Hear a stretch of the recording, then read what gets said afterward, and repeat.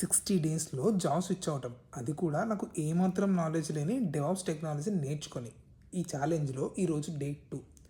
అవును, ఎప్పుడైనా డెవాప్స్ అంటే ఏంటి అని ఎప్పుడైనా ఆలోచించారా? నాకు తెలిసింది చెప్తా. డెవలపర్స్ ఒక అప్లికేషన్‌ని మంచిగా బిల్డ్ చేసి ఇస్తే, అది అందరూ యాక్సెస్ చేసుకునేలా క్లౌడ్ సర్వర్‌లో పెట్టి, ఆ అప్లికేషన్ స్మూత్‌గా రన్ అయ్యేలా చేసుకుంటూ, ఎప్పటికప్పుడు అప్డేట్ చేస్తూ, ఆ అప్లికేషన్ హ్యాండిల్ చేయడమే డెవాప్స్.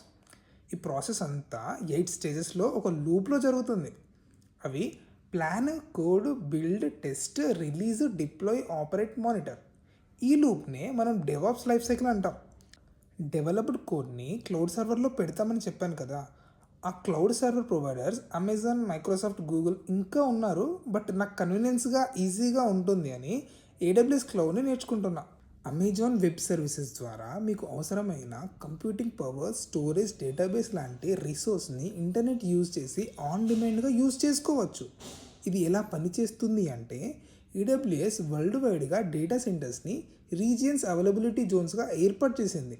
వీటిని యూజ్ చేసి ఏడబ్ల్యూఎస్లో మనకి ముఖ్యమైన services like compute, storage, databases and networking, మానిటరింగ్ని యూజ్ చేసుకోవచ్చు.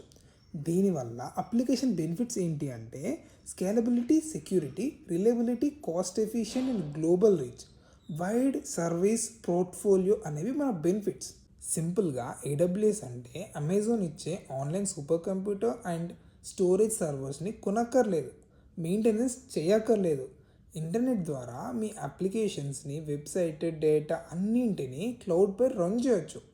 ఒక రోజులో ఈ టాపిక్ని ఎంత ఎక్స్ప్లెయిన్ చేసినా స్టిల్ కన్ఫ్యూషన్గానే ఉంటుంది.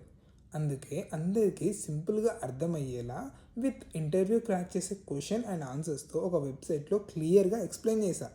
డిస్క్రిప్షన్లో లింక్ ఉంటుంది, ఒకసారి చెక్ చేయండి.